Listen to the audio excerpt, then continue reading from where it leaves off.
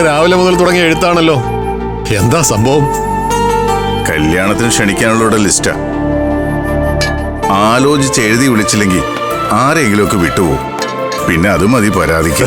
അതെ അതെ അതെ, അബദ്ധത്തെ വിട്ടുപോയാലും മനഃപൂർവ്വം ഒഴിവാക്കിയെന്ന് പറയുന്ന ആൾക്കാരാ ഉള്ളത്.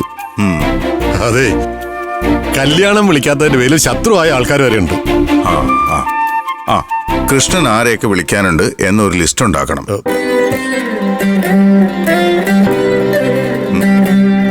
എന്താ കൃഷ്ണ? എനിക്ക് വിളിക്കാൻ ആരിയിരിക്കുന്നു സാറേ? അനാഥർക്ക് ആരാ ബന്ധുക്കൾ? നടക്കാൻ പോകുന്നത് സ്വന്തം മകന്റെ കല്യാണം. പക്ഷേ അവിടെയും ഒരന്യനെ പോലെ എല്ലാം കണ്ടു നിൽക്കേണ്ട ഗതികേടിലല്ലേ ഞാൻ. അഭിമന്യു എന്തായാലും കല്യാണക്കാര്യം എന്നോട് പറയില്ല. അതിലെനിക്ക് സങ്കടവുമില്ല.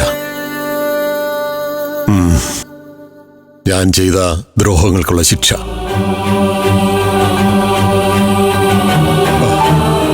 അമൃതമോള് എനിക്കെന്റെ സ്വന്തം മോളെ പോലെയാ.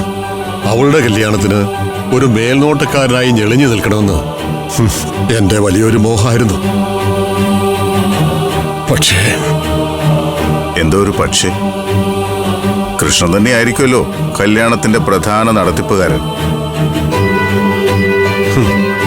അഭിമന്യു സമ്മതിച്ചില്ലെങ്കിലോ? അവൻ സമ്മതിക്കില്ല സാറേ. ആ വീടിന്റെ പടിക്കൽ ചെന്നപ്പോ പോലും ദേഷ്യപ്പെട്ട് ഇറക്കി വിട്ടതല്ലേ അവൻ. അപ്പോ കല്യാണത്തിന് ഞാനുണ്ടായാൽ എന്താകും അവന്റെ പ്രതികരണം? ഒന്നുമില്ല കൃഷ്ണ, ഇതൊക്കെ തന്റെ പേടി മാത്ര. പോകെ പോകെ അവന്റെ ദേഷ്യമൊക്കെ മാറും. അവൻ തന്നെ വന്ന് തന്നെ കൂട്ടിക്കൊണ്ടുപോകും. ഇങ്ങോട്ട് നോക്കി, എനിക്ക് ഉറപ്പാടോ. ഒന്നാലോചിച്ചാ നമ്മൾ തമ്മിൽ എന്താടോ വ്യത്യാസം? രണ്ടുപേരും കുടുംബത്തെ ഉപേക്ഷിച്ച് അങ്ങ് തോന്നിയ പോലെ ജീവിച്ചു. ഒടുവിൽ ചെയ്തതൊക്കെ തെറ്റാണെന്ന് മനസ്സിലായപ്പോ തിരുത്തി നമ്മൾ തിരികെ വന്നു.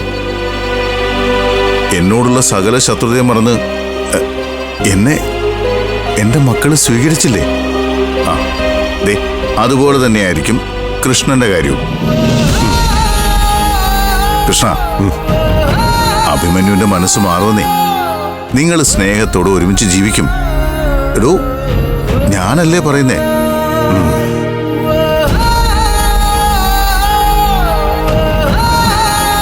അച്ഛാ, മോള് വന്നായിരുന്നു. വാ. മോള് സഹദേവന്റെ അടുത്ത് പോയിരിക്കുകയാണെന്ന് അനഘ പറഞ്ഞു. പോയി. പ്രത്യേകിച്ച് കാര്യമൊന്നും ഉണ്ടായിട്ടല്ല, വെറുതെ. നന്നായി. ബന്ധങ്ങളുടെ ഇടപൊട്ടിപ്പോകാതെ നമ്മൾ തന്നെ നോക്കണം. അല്ലെങ്കിൽ എവിടെയെങ്കിലും വെച്ച് ഒറ്റപ്പെട്ടു പോവും, അച്ഛനെ പോലെ. സാറിന് എല്ലാവരും ഉണ്ടല്ലോ ഇപ്പോ. അനാഥനായത് ഞാനല്ലേ? എന്നാര് പറഞ്ഞു? കൃഷ്ണേട്ടന് ഞങ്ങളൊക്കെ ഇല്ലേ? പിന്നെ അബി മച്ചു ഒക്കെ ഉണ്ടാവും. എത്ര കാലം പിണങ്ങിയിരിക്കാൻ പറ്റുമോ അബിക്ക്? മോളെ, അതിപ്പോ ഞാൻ പറഞ്ഞേ ഉള്ളൂ. നീ പോട്ടെ. മോള് ക്ഷീണിച്ചു വന്നല്ലേ? ഞാൻ കുടിക്കാൻ എന്തെങ്കിലും എടുക്കാം. ഒരു കിഡിലൻ മാംഗോ ജ്യൂസ് ആയാലോ? ആയിക്കോട്ടെ. സാറിനാണോ? എനിക്ക് വേണ്ട, ഷുഗറാ. അച്ഛാ, എന്താ മോളെ? ഞാൻ വരുന്ന വഴി കലേമയെ കണ്ടു. എന്നെ കണ്ട് വണ്ടി നിർത്തി ഇറങ്ങി. അവളെന്താ പറഞ്ഞത്? അങ്ങനെ പ്രത്യേകിച്ചൊന്നും പറഞ്ഞില്ല. പക്ഷെ അവരുടെ വാശിക്കും വൈരാഗ്യത്തിനൊന്നും ഒരു കുറവുമില്ല. കുറയില്ല. ആഗ്രഹിച്ചത് എന്തെങ്കിലും കിട്ടാതെ പോയ പിന്നെ പാമ്പിന്റെ പകയ അവൾക്ക്. ലക്ഷ്യം നേടാൻ അവൾ എന്തും ചെയ്യും. അതിനിടയിൽ ആർക്ക് എന്ത് സംഭവിച്ചാലും അവൾക്ക് ഒരു പ്രശ്നവുമില്ല. മഹേന്ദ്രനെ കൊണ്ട് നിന്നെ കല്യാണം കഴിപ്പിച്ച് ഈ പഞ്ചരത്നം കൈക്കലാക്കാവുന്ന മോഹം തകർന്ന എന്റെ ഭ്രാന്ത ഇപ്പൊ അവക്ക്.